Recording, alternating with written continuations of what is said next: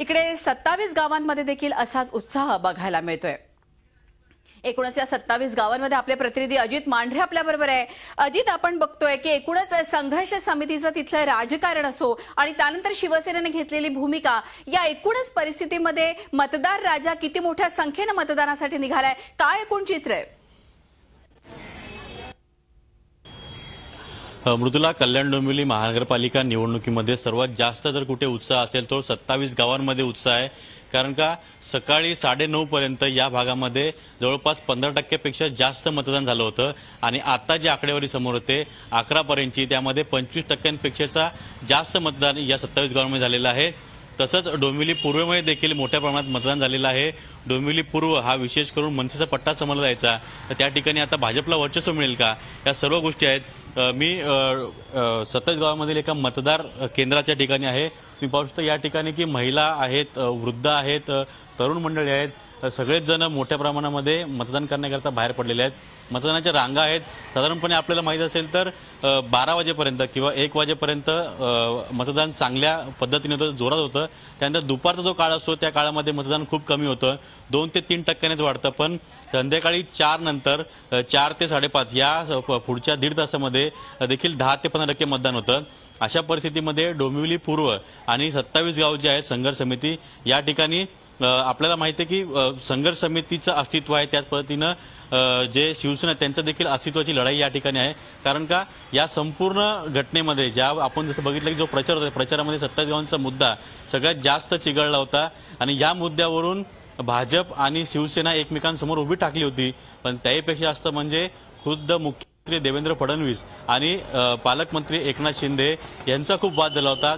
शेवटच्या टप्प्यामध्ये जे पालकमंत्री आहेत एकनाथ शिंदे, त्यांनी राजीनामा देऊ केला होता उद्धव ठाकरे यांना, तर मुख्यमंत्र्यांनी थेट त्यांचा समाचार घेत सांगितलं होतं की ही नोटंकी आहे।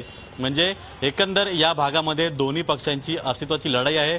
पण जे मतदार राजा आहेत ते चांगल्या पद्धतीनं आणि चांगल्या संख्येनं, मोठ्या संख्येनं या ठिकाणी मतदान करता बाहेर पडत आहेत। जवळपास आता 11 वाजताची जी आकडेवारी आहे त्यानुसार 25% जास्त मतदान 27 गावांमध्ये झालेलं आहे आणि 22% मतदान हे डोंबिवली पूर्वेमध्ये झालेलं आहे। तर अशामुळे आता जे संपूर्णपणे हे दोन जे प्रभाग आहेत, या दोन्ही जे प्रभाग आहेत त्याच्यामध्ये जे मतदार आहेत त्यांचा उत्साह दिसतोय। मृदुला, अगदी खरं आहे अजित, आम्ही समजू शकतो मोठ्या प्रमाणात उत्साह तर दिसतोय, मात्र आपण संपूर्ण कव्हर केलेली आहे एकूणच काही दिवसांमध्ये। तर संघर्ष समितीचं हे राजकारण तुम्हाला आठवत असेल आणि त्यानंतर शिवसेनेची भूमिका आणि पुढे आलेली भाजप, या सगळ्याचा जर का विचार केला आणि आता खरं तर निवडणुकीचा दिवस आहे, काय वाटतं कोणाचा जोर अधिक वाटतोय? नक्कीच मृदुला, जसं आपल्याला माहिती आहे की 27 गावांचा जो विषय, या गावामध्ये सुरुवातीपासून संघर्ष समिती कार्यरत होती। त्यांना महापालिकेत जायचं नव्हतं, त्याकरता ही संघर्ष समिती स्थापन करण्यात आली होती। या संघर्ष समितीमध्ये सुरुवातीला सर्वच पक्ष होते, पण ज्यावेळी लोकसभा आणि विधानसभाच्या निवडणुका झाल्या त्यामध्ये भाजपला आणि शिवसेनेला बहुमत मिळालं, त्यांच्या सरकार स्थापन झाल्या। त्यानंतर कुठे या संघर्ष समितीमध्ये फूट पडली आणि विशेष करून सेना विरुद्ध सर्वपक्षीय असा एक संघर्ष रंगला। ही संघर्ष समिती आहे, त्यामध्ये राष्ट्रवादी काँग्रेस, त्यानंतर भाजप, मनसे आणि इतर काही पक्ष आहेत, यांची एक मोठ आहे आणि एकंदर बाकी जे आहेत ते मध्ये शिवसेनेचं म्हणणं आहे की या 27 गावांमध्ये सर्वात जास्त वर्चस्व त्यांचं आहे, सर्वात जास्त पंचायत समिती त्यांच्या ताब्यामध्ये होत्या। अशा त्या भूमिकेमुळे आणि आता कल्याण डोंबिवली महानगरपालिकेमध्ये गेली 20 वर्ष शिवसेनेची सत्ता आहे, त्यांच्याबरोबर मांडीला मांडून आम्हाला सत्तेची फळं चाखता येतील असा एकंदर शिवसेनेचा या ठिकाणी विषय होता। पण त्याला छेद देत मुख्यमंत्र्यांनी 27 गावाचे जे संघर्ष समिती आहे सर्वपक्षीय, त्यांच्या पाठीशी उभं राहून त्यांना एक पाठबळ दिलं, त्यांना संख्याबळ दिलं आणि अशा पद्धतीने संघर्ष समिती सर्वपक्षीय विरुद्ध शिवसेना असा एक संघर्ष या ठिकाणी उभा राहिला। सुरुवातीला या संघर्ष समितीने या संपूर्ण मतदानावरती बहिष्कार टाकला। त्यांनी सांगितले आम्ही कुठल्या पद्धतीने ही निवडणूक लढणार नाही आहोत, आमच्या भावनेचा। अजित, एक विचारावंसं वाटतं की शिवसेनेची जी भूमिका होती ते कळीचा मुद्दा वाटत होता, काय वाटतं की एकूणच शिवसेनेचं पारडं थोडं तरी जड वाटतंय तिथे आता? नक्कीच, जसं 20 वर्षापासून शिवसेना आहे या संपूर्ण भागांमध्ये, 27 गावांमध्ये तसं बघायला गेलं तर सर्वच पक्षांचं कमी जास्त प्रमाणात वर्चस्व आहे, त्यातल्या त्यात शिवसेनेचं जरा जास्त वर्चस्व आहे। शिवसेनेचे आमदार देखील तिकडे, मनसेचे जे आमदार होते रमेश पाटील यांना पराभूत करून त्या ठिकाणी शिवसेनेचे आमदार सुभाष भोर निवडून आले होते।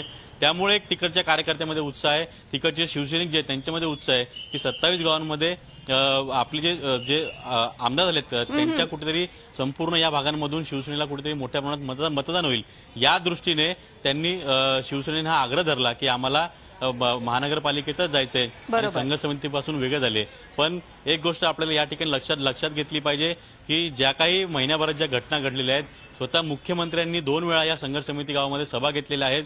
त्यामुळे भाजपचे या ठिकाणी उमेदवार देखील मिळत नव्हते, पण त्यांना आता या ठिकाणी पूर्ण जे 17 वॉर्ड आहेत ज्या ठिकाणी उमेदवार उभे आहेत, सर्व ठिकाणी त्यांना संघर्ष समितीचं पाठबळ मिळालेलं आहे आणि भाजपचे देखील सर्वात जास्त एकूणच आता हे राजकीय चित्र उद्या अर्थातच आपल्याला संपूर्ण चित्र डोळ्यापुढे येईलच. तुर्तास ही माहिती दिली अजित, धन्यवाद.